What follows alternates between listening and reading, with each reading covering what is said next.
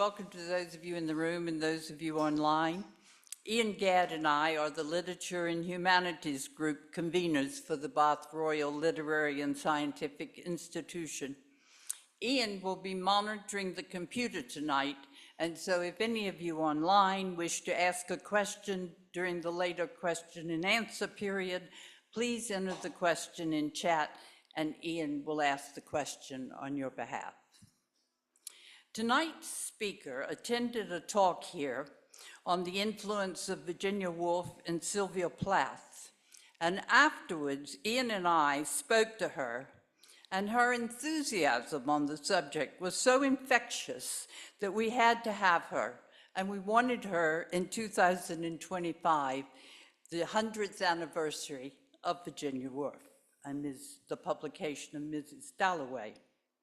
Sarah Latham Phillips is a member of the Executive Council of the Virginia Woolf Society of Great Britain, a freelance lecturer in art and English literature.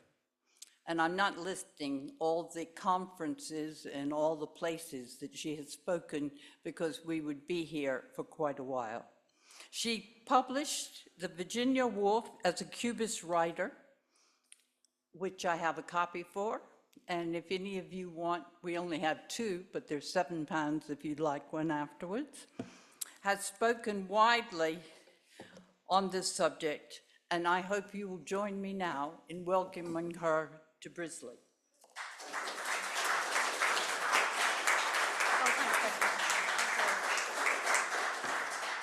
Oh, thank you, Betty. Thank you, Ian, and thank you very much indeed for coming to listen tonight on Virginia Woolf.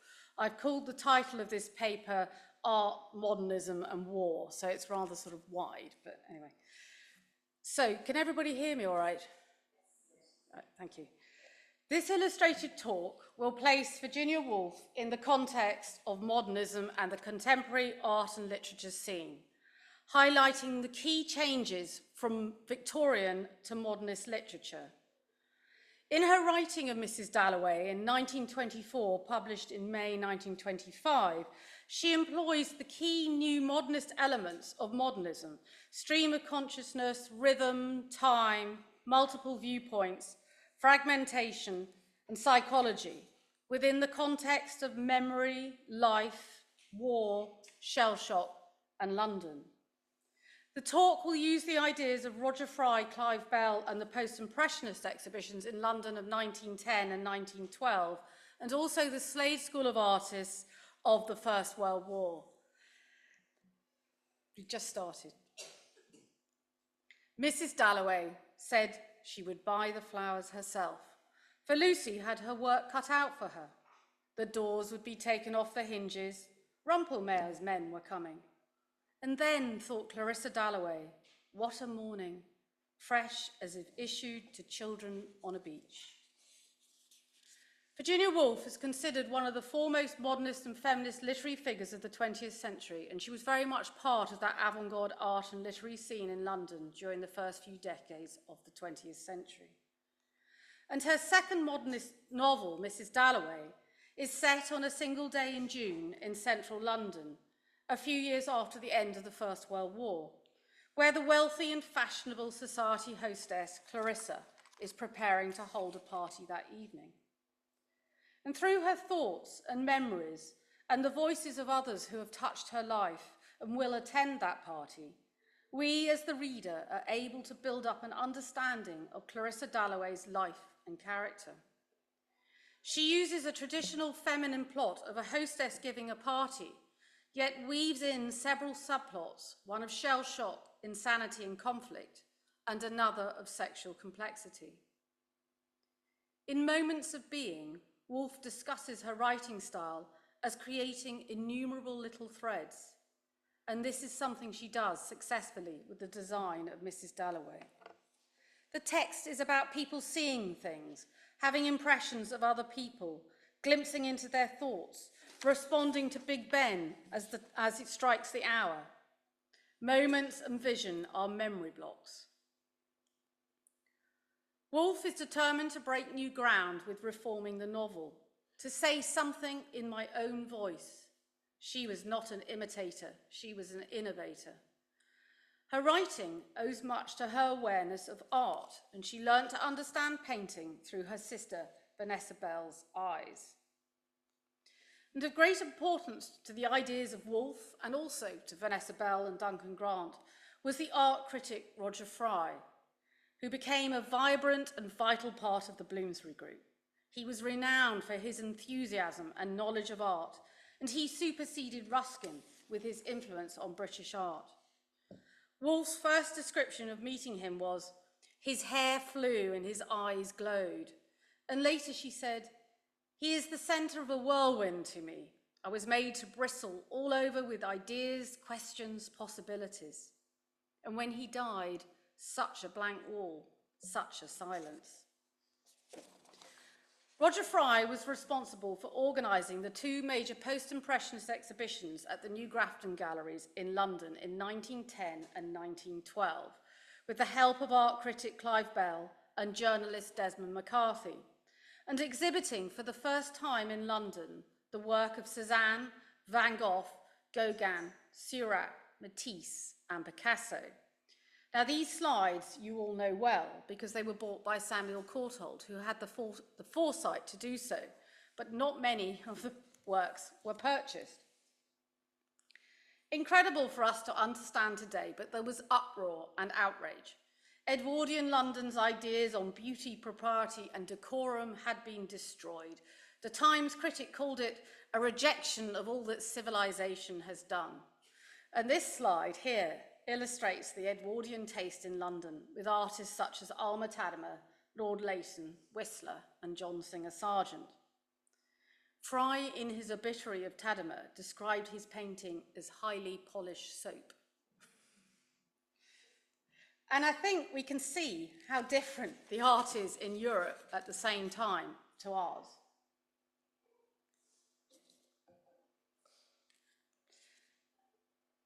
To Roger Fry, modern art was immediate and instinctive. Rhythm, colour, and form were imperative. Nothing else mattered. So with the Edwardian portrait artist, the two on the left, the work is about social status, it's about wealth, it's about beauty. But with the two Matisse portraits, all colour and flat patterning, the painting speaks for itself. We're told little about the sitter, the composition lacks space, and there's limited attempt to model the face in light and shade. So, to the 1910 exhibition visitor, it looked brash, it looked illogical, unfinished, and unreal. Fry famously described the renowned Victorian artist W.P. Frith, who painted Paddington Station, Ramsgate Sands, and Darbydale, as full of detail but empty of design. And this, to me, is the image of the Victorian novel. Here we have Duncan Grant's The Bathers and Vanessa Bell's Studland Beach of 1912, which are clearly influenced by Matisse's The Dance of 1910. So different to the Victorian landscape painting, full of narrative and description, for example here of Ramsgate Sands by Frith in 1852. The modernist painters suggest new ideas on colour, reduction of detail, new ideas and perspective, and emphasis on form. They have radically simplified their subject matter in complete contrast to the Victorian, highly detailed narrative painting. Francis Spalding states that Matisse, and I quote, "without losing nuance, sophistication, energy, he simplifies things to make his paintings more powerful and more intense." Virginia Woolf was to say in December 1910, human character changed. The subject matter has become unimportant. It is the style and the composition of the work of art that is new. And Fry declared of modernist art, "They do not seek to imitate form, but create form. Not to imitate life, but to find an equivalent for life." So, these declarations of Roger Fry's are similar to ideas held by Virginia Woolf. Aesthetic value was important to her writing. The reduction of detail and emphasis on form by the artist inspired her reshaping of the novel. "How I shall reform the novel," she wrote to Clive Bell. And in her diary, she wrote, "I mean to eliminate all waste, deadness, superfluity, to give the moment whole. Waste, deadness came from the inclusion of things that don't belong to the moment, this appalling narrative business of the realist." And Picasso too, with the Cubist movement, he abandoned, and I quote, "the burdensome inheritance of dogma. The picture is no longer a dead portion of space." In critic Sue Rowe's words, "Both media of painting and writing needed to find new ways of depicting the rhythms of inner life." So literature became experimental, formally complex, fluid and radical. The abandonment of tradition and representation became a necessary condition of art. A new breed of writers emerged. The new modernist writers focus on psychology, introspection, and individual consciousness, presenting human character in an innovative way.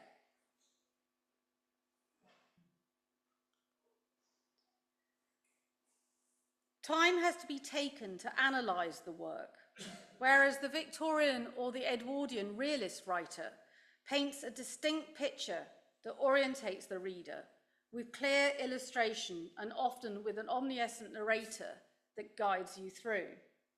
Modernism is much more experimental. The Victorian writers tend to focus on the social aspect of literature, looking at domestic issues, often representing realistic scenes of everyday life. And then we have the Edwardians. Woolf reacted strongly against the tools and techniques used by the Edwardian novelists Arnold Bennett, H.G. Wells, and John Galsworthy.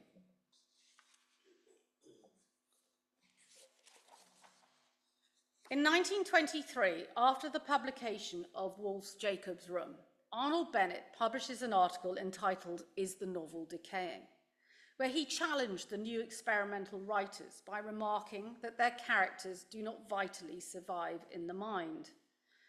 Woolf's reply, delivered in a lecture at Cambridge in May 1924, entitled "Mr. Bennett and Mrs. Brown," criticised his belief that one can interpret character through description of the external world. She believes in studying interiority rather than through the Edwardian realist method of description of the character's circumstances and setting.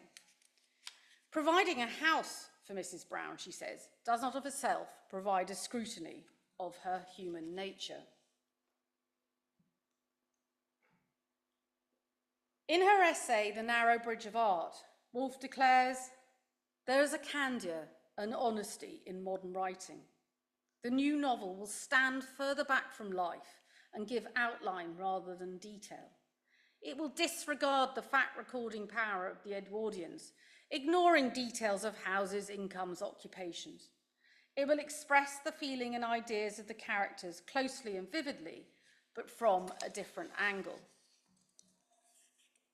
So, in writing Mrs. Dalloway, Woolf has little interest in plot and is concerned with rhythm, form, craft, design, aesthetics, texture, perspective, psychology, and the stream of consciousness. So the stream of consciousness is a term used to categorize the continuous flow of thought and sensation in the human mind. She has no wish to be a guiding narrator. We're plunged into Clarissa's consciousness right from the start, and the use of language is complicated. The aeroplane scene in Mrs. Dalloway is an example of the stream of consciousness. Everyone is looking up in wonder at the coloured trails in the air, trying to spell the advertising words. The atmosphere is quite light. Then suddenly, we're plunged into the memory of the war as we're taken into the mind of Septimus. "They are signalling me," he believes. Tears ran down his cheeks. And Rezia, in embarrassment and despair, turns away and says to no one in particular, "For you should see the Milan garden." The interest in rhythm. Thinking it over, I believe it's getting the rhythm in writing that matters, she declares to her diary in 1924.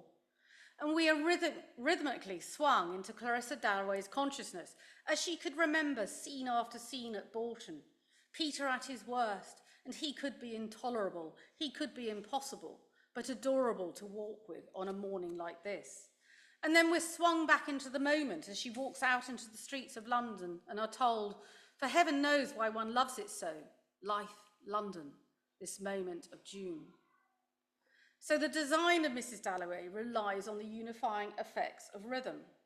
Remember my party, says Peter Walsh as he stepped down the street, speaking to himself rhythmically in time with the flow of the sound, the direct, downright sound of Big Ben striking the half hour. Boom, boom, boom. And then the words, what a lark, what a plunge, on the opening page of the novel, predict a rising of the rhythm with the anticipation of the party, and then the falling of the rhythm with disintegration, despondency, and culminating, of course, with the suicide of Septimus. The characters respond to rhythm throughout the novel. Clarissa enjoys joyful memories of Bolton one moment with Sally Seaton's kiss, and then later embodying sexual repression. Narrower and narrower would her bed be. She could see what she lacked. And then Peter Walsh thinking of his new love in India one moment and admiring London after the war, and then thinking despondently of his life without Clarissa. For Septimus, the war veteran, suffering from shell shock, whose eyes now were filled with apprehension, but had been filled with hope before the war. The world has raised its whip. Where will it descend? So Woolf uses a circular pattern within the narrative, where Clarissa is at the centre of the ever-widening circle as they expand and contract with the movement of the characters away from Clarissa and then back towards her, in contrast to creating a linear movement of a plot. And this circular pattern develops as Clarissa's daughter Elizabeth unexpectedly opens the door and interrupts Peter's emotional reunion with his mother 30 years later, thus asserting the female relationship again. Septimus is captured through his thoughts, through his wife Retzia, noticed by Peter Walsh in the park, then seen by his doctors, his landlady, and finally in the thoughts of Clarissa. All is rhythm and movement.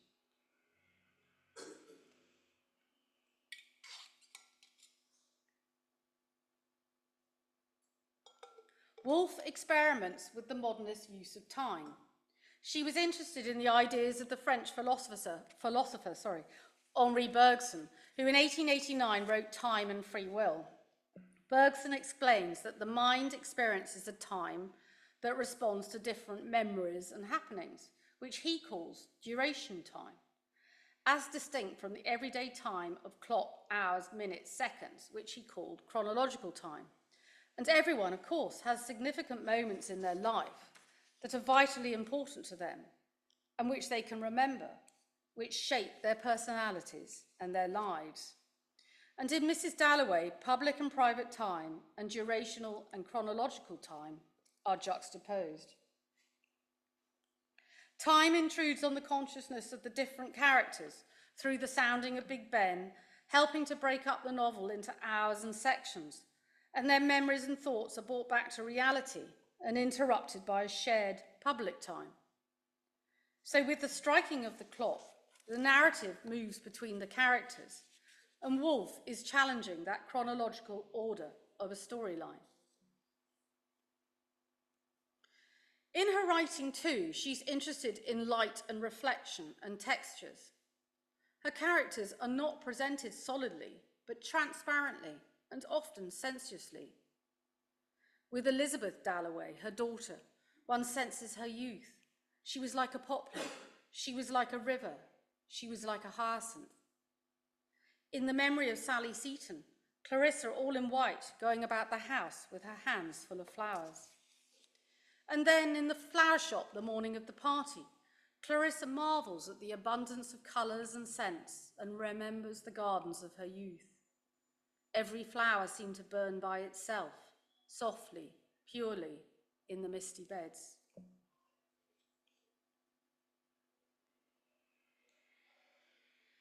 Through her thoughts and memories and the voices of others who've touched Clarissa's life, Woolf writing reflects the ideas of modernism and cubism as the usual narrative sequence is broken up. And Clarissa's personality is established by the reader through fragmentation, glimpses and hints, portraying multiple viewpoints as different aspects of her life and character, and the lives of others are intertwined and juxtaposed. She weaves numerous characters in and out to create a collage. There are no chapters. Scenes are grouped together in blocks and are related to another through a subtle process of association.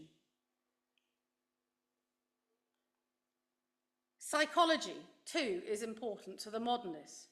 And whilst we contemplate Clarissa Dalloway's consciousness and thoughts on life and marriage, Woolf uses a poignant description of the interior of her rooms, the cool spaces of her home, to illustrate Clarissa's contemplative mood. Like a nun withdrawing or a child exploring a tower, she went upstairs, paused at the window, came to the bathroom. There was green linoleum and a tap dripping. There was an emptiness about the heart of life, an attic room. Woolf has a keen interest in psychology and has a unique insight and ability to immerse herself into the very essence of a character. The thoughts are fragmented, but they're powerful, sensitive, and exact. For example, the rather weak, affable Hugh Whitbread is described, he did not go deeply, he brushed surfaces. The dominating psychotherapist, William Bradshaw, he swooped, he devoured, he shut people up. Sir William not only prospered himself, but he made England prosper. He secluded her lunatics, forbade childbirth, penalised despair. And Woolf's long experience herself and distrust of the doctors informs her depiction of Holmes and Bradshaw. You can't think what a raging furnace it is still to me. Madness and doctors are being forced, she wrote to Gwen Reverett. And a visit to Dr. Harrington Sainsbury in 1922.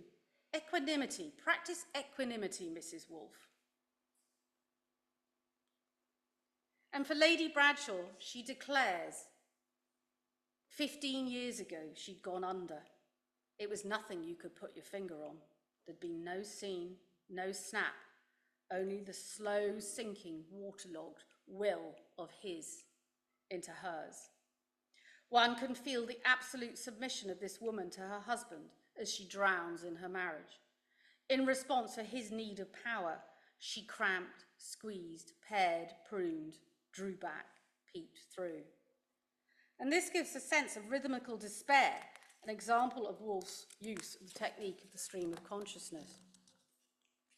But the arrival of Sally Seton at Bolton, infuses the formal repressive atmosphere with a vibrant female energy. And Woolf creates a subversive plot of female homosexual love in a time when so much of fiction was of a dominant masculine line. Freud at this date was working on female sexuality. And Clarissa's love for Sally had to remain private. She felt that she'd been given a present, wrapped up and told just to keep it, not to look at it. Interrupted by Peter from a moment of pure joy with Sally, she punishes him by marrying Richard Dalloway. Clarissa questions her sexuality. Narrower and narrower would her bed be, she could see what she lacked.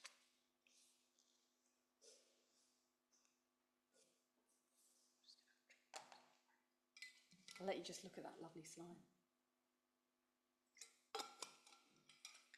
This is a society reeling from the effects of the war.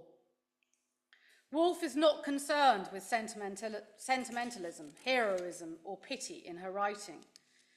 In Mrs. Dalloway, she portrays the delayed shock of the war and questions the notion of shell shock. She simultaneously looks back to the war's destruction and forward to the possibilities for reconstruction by questioning the doctor's methods of treatment. She weaves into the text thoughts on shell shock, insanity, and conflict, and the novel deals with unfolding fragments of memory and glimpses of different events, everyday, historical, political issues of war. In her diary, Tuesday, June the 19th, 1923, I have almost too many ideas. I want to give life and death, sanity and insanity.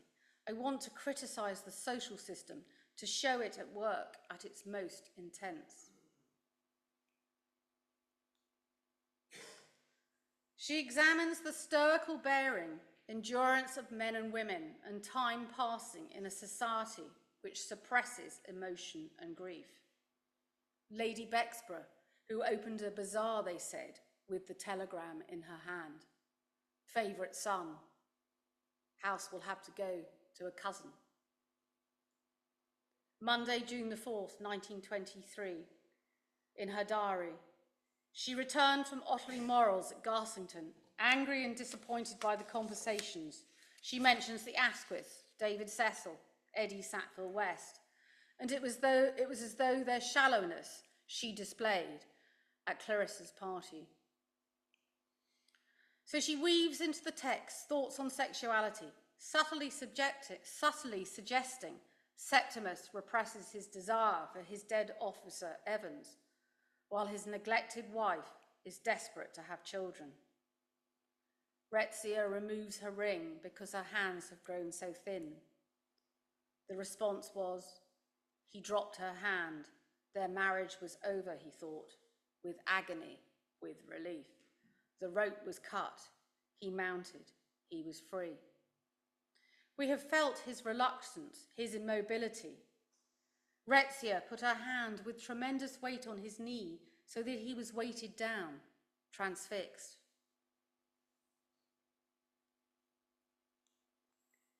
Elaine Showalter suggests that Woolf links Septimus to Clarissa through his anxieties over sexuality and marriage, his anguish about mortality and immortality, and like her, his acute sensitivity to his surroundings, and their common enemy, of course, being the nerve specialist.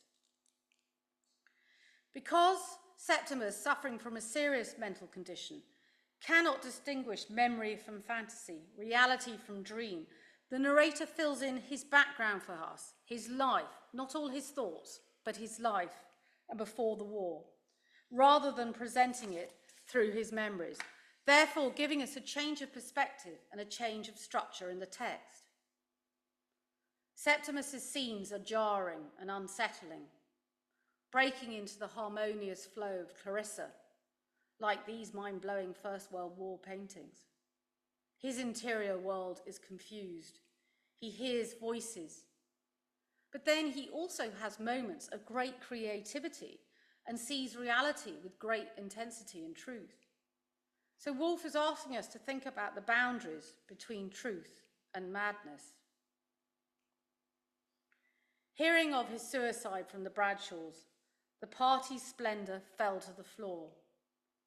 Suddenly, Clarissa's vulnerability is shown visibly through. She felt somehow very like him, this young man who had killed himself.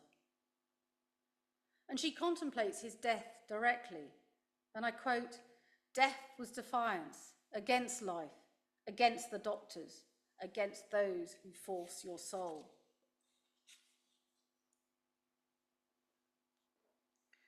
Where was the help and support for a man like Septimus, who'd served in the war with great courage?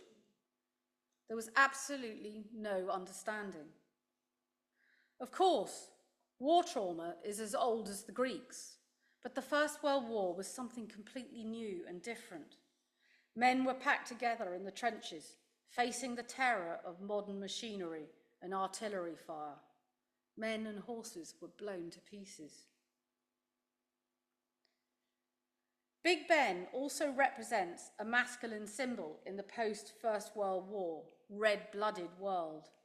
And Clarissa, with her feminine thoughts of parties, flowers and gloves, is unable to forget the world of Parliament, as Woolf intersperses the text with fragments of male authority, such as the gentlemen of England, the flag, the empire, and the king. Sally Seton has 5 sons at Eton.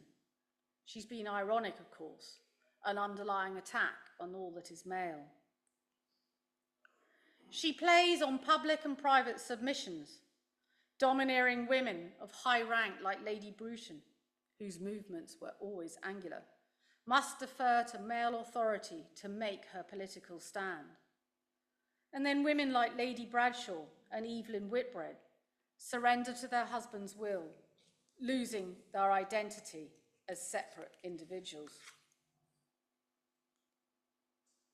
Here is Paul Nash's stunning painting, "We Are Making a New World," which is an unbelievably poignant slide for all sorts of reasons. But also, after the war, some women did get the vote if they were women over 30 and met a minimal property requirement, and finally then, in 1928, on equal terms with men. And then lastly, I just want to bring in London. London is so important to Woolf. I'm sure you all heard that wonderful story when she says to Leonard, and they're living in Richmond, and she says, "I'm dying in this town. I went to see The Hours years ago when it came out in Richmond in a private cinema, and there was a gasp from the audience, and you think, how many people like living in Richmond nowadays? But Virginia did not. So Woolf loved walking through the streets of London and observing the everyday lives of ordinary working people, what she called the crowded dance of modern life. London is crucial to the shaping and design of Mrs. Dalloway. "London is enchanting," she wrote in her diary. And the following early passage in the novel conveys to the reader all the excitement and colour of daily life in the city. In people's eyes, in the swing, tramp and trudge, in the bellow and the uproar, the carriages, motor cars, omnibuses, vans, sandwich men shuffling and swinging, brass bands, barrel organs, in the triumph and the jingle and the strange high singing of some aeroplanes overhead, was what she loved. Life, London, this moment in June. "I am now in the thick of the mad scene in Regent's Park," she tells her diary on Monday the 15th of October, 1923, in the thick. And reading Mrs. Dalloway is to be plunged into that thick of things.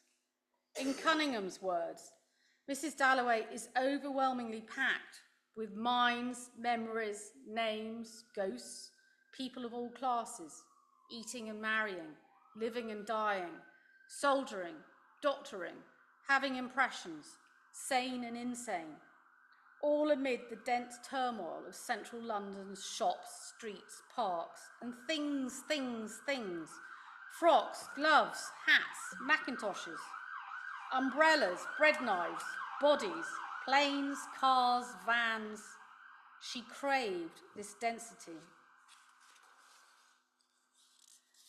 And so too is Woolf concerned with interiors, with rooms and signs of domesticity. Tea, lumps of sugar, flowers and gloves are some of her favourite leitmotifs. Her work is woven from the debris that lies around us.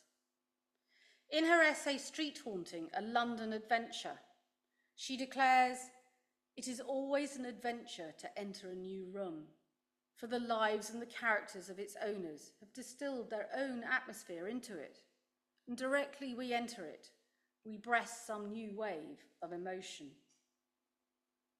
She knew that the modern novel could not flee from the external world of everyday things, the common objects of daily prose, the bicycle and the omnibus, what she called the cotton wolf of ordinary life. With her daughter Elizabeth, one can sense Clarissa's and Woolf's herself jealousy of her freedom, as no chaperone was needed after the war. And Elizabeth leaves the love-struck, agonised, anguished Miss Kilman in the cafe. And the sense of escape and adventure is breathtaking, described through metaphor and fragmentation, and yet Elizabeth is merely catching a bus. But we understand clearly the excitement and impetuosity of her mood. Buses swooped, settled, were off, garish caravans, glistening with red and yellow varnish. She took a seat at the top. The impetuous creature, a pirate, started forward, sprang away. She had to hold the rail to steady herself, for a pirate it was. Reckless, unscrupulous, bearing down ruthlessly, circumventing dangerously, boldly snatching a passenger or ignoring a passenger, squeezing eel-like and arrogant in between, and then rushing insolently, all sails spread, up Whitehall. I think that sounds like Harry Potter and the Night Bus myself. But.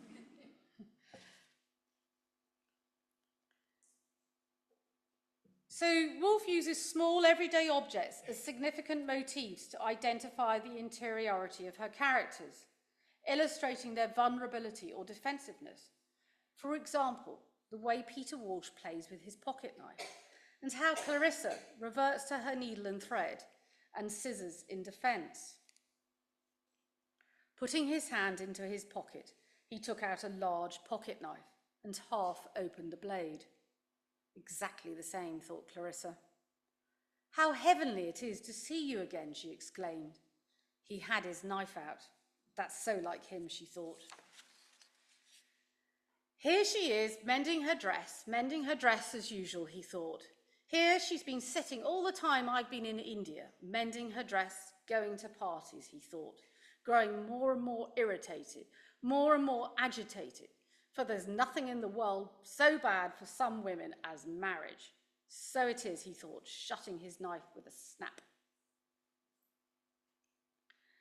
And so, just to conclude, in presenting Septimus as a major character, Woolf was far ahead of her time as a novelist of war. The subject matter for the modernist becomes less important. It is about form and design that matter. She believes in the freedom of prose, its fearlessness, its flexibility. And she gives us a single glimpse of a person, a fragment, which creates such a lasting impression. Virginia Woolf had true originality, and she was surrounded by greats. She was surrounded by J.M. Keynes, John Maynard Keynes, Lytton Strachey, T.S. Eliot, E.M. Forster, and of course married to Leonard Woolf, all with exceptional minds and influenced by the great G.E. Moore and the Cambridge Apostles. And I just wanted to end with this beautiful description by Forster. He wrote that Woolf wrote with an intensity that few writers could match. She would concentrate her entire vision with no consideration of royalties or critics. She liked receiving sensations, sights, sounds, tastes, passing them through her mind where they encountered theories and memories, and then bringing them out again through a pen onto a bit of paper. She gathered up her material and digested it without damaging its freshness. Thank you.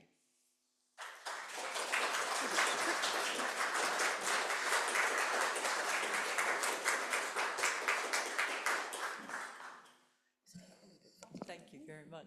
So while you're thinking of your first question, I will try to find a mic so that you can ask the question. And Ian is going to run back, so there may be another one up there. Okay. We might want a bit more conversation on Septimus, you know, if people want that or anything, but... Well, I was just wondering, you know, when you mentioned color, and color is important in the artist, but does it matter that she wore a green dress or that she was all in white when she was doing something? What do you mean? I suppose all in white because that was the fashionable colour, wasn't it, for young ladies? Well, and the dress she was going to wear to the party was green. Yes. I was just wondering if there was any symbolism, you thought, in that. Or any... Well, I think that she would have worn white when she was young, but she wouldn't wear white, obviously, when she's in her 50s, you know, but the green... I don't know. I don't know whether Woolf had a particular favourite. I think yes, of course she did. Yes, Monk's house is full of green. Sorry, what am I thinking? Yes, she did. You know, she did really admire green. But I mean, she was green so as keen a on all- symbol of something, or green because she liked it? I don't know. You Not don't know. sure. Anybody else on that one? Okay. Right. That was a filler while you were, while you were thinking. It was a very popular Victorian colour, wasn't it, green? Hello, thanks very much, that was tremendous. Thank you. Can you tell me a bit about her interest in the new modern form of cinema She at the was time? I very know Joyce was an enthusiast. Yes, no, she was interested in cinema, and she did write about cinema, and actually critics started, contrasting some of her language to cinema. I think Winifred Holtby was the one who first wrote a biography on Woolf, the writer, and Woolf was still alive then, and I think she brought in the cinematic. I mean, yes, you could. I mean, I looked at her work in terms of Cubism, which is completely different to cinema, but yes, it's definitely been. And she did. I mean, I think I read recently that, she'd admired Anna Karenina, for example, as a film, because it was silent movies at that time, wasn't it? Well, I know she saw that because I remember reading that, but I can't. But I don't know whether anybody else here knows that question on Woolf and cinema, because it is something that people do talk about and write about. One quick one. And why did she dislike Joyce? Was it because he's so full of unnecessaries? I don't know whether she did dislike Joyce. I think this is always, well, the thing is, they did consider being the publishers, but I mean, their printing press was on their dining room table, and Ulysses was massive. So, I mean, what they tended to, Catherine Mansfield was somebody that they published because she was a short story writer. I don't think they were turning their noses up. But I mean, Virginia Woolf was competitive. I mean, she was competitive with Mansfield. She was competitive with Joyce. She never met Lawrence. I mean, she was competitive with him as well. So she, but I think that they're often given criticism for that, but they couldn't have published it. It would have been too large to have published Ulysses. But again, I feel like people in the Virginia Woolf Society would be shouting. Right. Anything from you? There's somebody over there. Ah.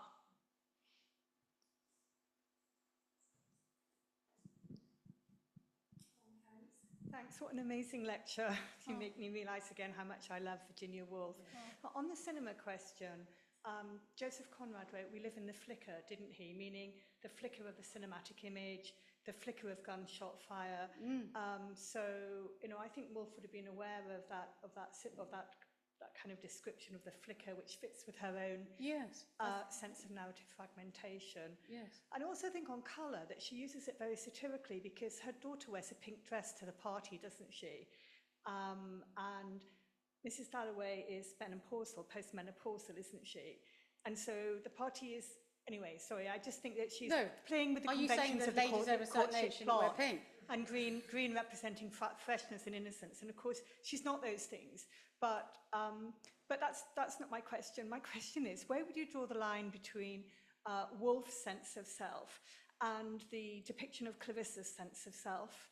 I mean, how much autobiographical input is there, do you think, in Clarissa? And I read a really unkind critic who said about Woolf's stream of consciousness that actually it was more omnipotent in its way than the 19th century omnipotent voice, because he said unkindly, I think it was a he, that all the characters sound the same in Mrs. Dalloway, or the waves, actually, I think he was talking about. So the men sound like women and the women sound like men at a kind of fundamental level, not at the level of putting the, pocket knife in the pocket and all of that. So my question is really about Woolf's voice.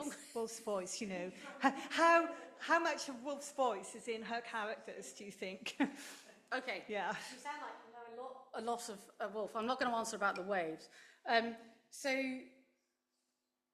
mean, she's not Clarissa. Yeah. She's absolutely not Clarissa. What I think is of Woolf in here is the anger against the doctors.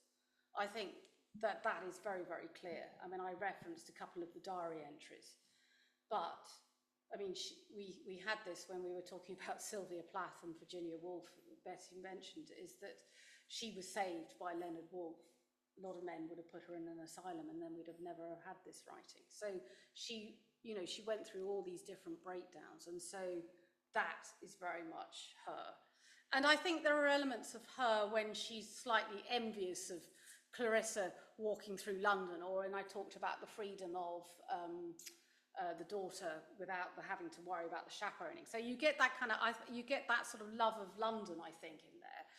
Clarissa, there's talk about how that Clarissa was based on a family friend, Kitty Max, who ultimately actually, I've got a feeling I'm going to be shouted at by the Virginia Woolf Society. I get worried about who's on Zoom. I've got a feeling she fell down the stairs, but she definitely died young. But she was a family friend of her and Vanessa, and then she tried to sort of stop Vanessa and Virginia moving to Bloomsbury and going on with their way of life. She was from the world of where the women got married and went to respectable parties and had children and things. And I think that was her character of Clarissa, or she influenced her. I mean, I always see biography all the time in books, but other people don't. The other thing that I think is so interesting, and I'd be interested if anybody's got an opinion, is that, of course, Clarissa and Richard Dalloway come into the voyage out at the start, and they don't come in favourably at all then. Have you got an opinion about that? No, I haven't. Have you read I've spoken enough. Have you read The Voyage Out? Pardon, yes, I have, yeah. Yeah. It's probably almost, but hopefully this might have inspired everybody. I mean, sorry, if you forgive me, I'll just say it's again Woolf's expansive imagination covering everything. Yeah. You know, it's Of like which her is whole huge. mind is this huge web of connection and disconnection, which would embrace the voyage out and the beginning of the voyage out. But of course, she is a writer of a huge amount of imagination. Yeah. So she's not a writer who's clearly not. It's not all biographical at all. You know, there's plenty of imagination and characters made up. And also the other thing about her is fascinating is the way she just names people in the street. So you just see somebody in the street for 5 seconds, she's given them a name, and then you're off on another name, and that's quite interesting. Yeah, so interesting. Thank you so very much. I don't know if I answered your question.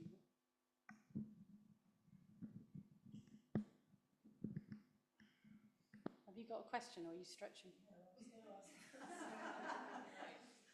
I was going to ask about Septimus. Yes. And how much is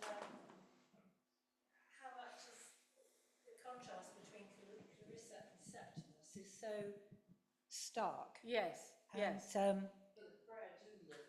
Yes, the contrast between Clarissa and Septimus is so stark, and some of this art is so stark, and it just feels, you know, you've beautifully brought that together with the pictures that you've shown. Oh, thank you.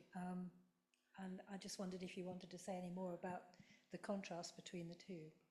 I think that's probably what is clever about the book in a way, because, you know, she's been so, well, I won't say who it was, but a few years back at the Literature Festival in Bath, there was quite a well-known writer of novels, but of early 20th century stuff, and who declared very loudly that Woolf had no mention of the war in her writing, which of course is not true at all. You just have to sort of find it. And it's lots and lots of sort of fragmented pieces. But this was a really quite an early attempt at writing about a soldier who had shell shock.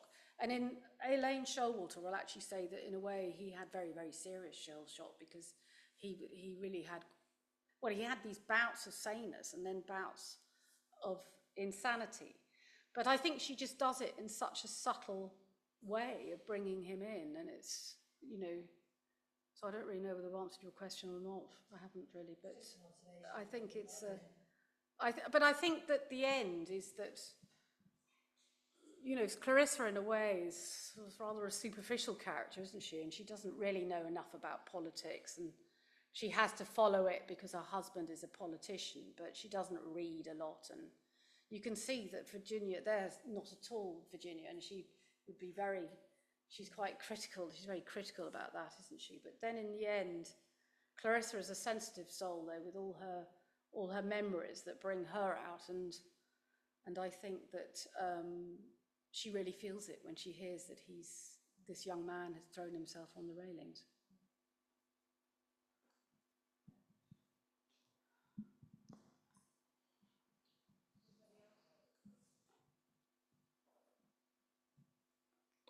I could ask one. There isn't any on the chat, but I wanted to thank you for a great talk, but also you drew a really sharp line between the Edwardian Victorian approach to the novel and to aesthetics, and then the modernist shift. Is there, and I confess I'm not as well read in Woolf as I should be. Are there passing comments or moments in her writing, her fictional writing, where she draws attention to that distinction? Does she make passing comments about books that characters are reading, or the way they approach or they think about art or aesthetics? Or is that, because you've drawn it out very clearly, but I just wondered whether she ever made that more explicit in her own writing. She does a lot of writing about aesthetics and everything in all her essays. I mean, she's written loads and loads of essays, and I quoted one or two of them, like The Narrow Bridge of Art, and then her Mr. Bennett and Mrs. Brown. But she does so much. She's written there's books and books on her essays. I don't know whether you're asking The Voyage Out and Night and Day are slightly more Edwardian books, if that's what you're asking. And then she takes this plunge with some short stories from sort of 1917, 1918, The Mark on the Wall, Kew Gardens. And then Jacob's Room is this first real modernist book of 1922, and then followed by Mrs. Dalloway. And I think those are her two key. Well, of course, she goes on to experiment in all sorts of ways with Orlando and the Waves. But I think to understand Woolf's opinions of it, she has loads, is to read her essays. Yes, I was just wondering, based on that, whether she made any comments in the later novels about, say, characters' perspectives on that, or whether she kept that sort of theorising, shall we say, very separate from the in terms of what she wrote in fiction. I don't know whether I can answer that question. I'm not quite sure, Ian, where you're going on that one. I think I need to think about that. Sorry, academic question. Yes, I mean, are you trying to ask about the art? I mean, there's art into the lighthouse, I mean, and in the Waves. The Years is different. The Years is more like Night and Day. And then, you know, there's the sort of polemical ones, the Three Guineas and A Room of One's Own, so they're quite different. So yes, I mean, in terms of the artistic novels, it's definitely Jacob's Room, Mrs. Dalloway, To the Lighthouse and the Waves. And possibly Between the Acts. But I find that one quite difficult, but then other people love that one, so. Thank you. Last chance, here's one. I'm very happy to answer anything afterwards if anybody's got anything else. Thank you again. That was elucidating. During the pandemic, I was house sitting for friends next door to where Sylvia Plath and Ted Hughes lived. And I often thought, you know, what if it were back in time and I could have been a really good neighbor? Is there anything in your research that, if only something had happened, would Virginia Woolf have lived longer? I thought you were going to say the opposite, actually, because if it hadn't been for Geoffrey Keynes, she would have died earlier, because that was John Maynard Keynes' brother who saved her when she first took that overdose. I think if we hadn't had a Second World War, she would have lived, personally. I think I mean, it's not making an excuse, and there were people that wrote that she was a coward because she committed suicide during the Second World War. Particularly those messages came from women. But we know now, don't we, that writers are on the hit lists of these nightmare leaders.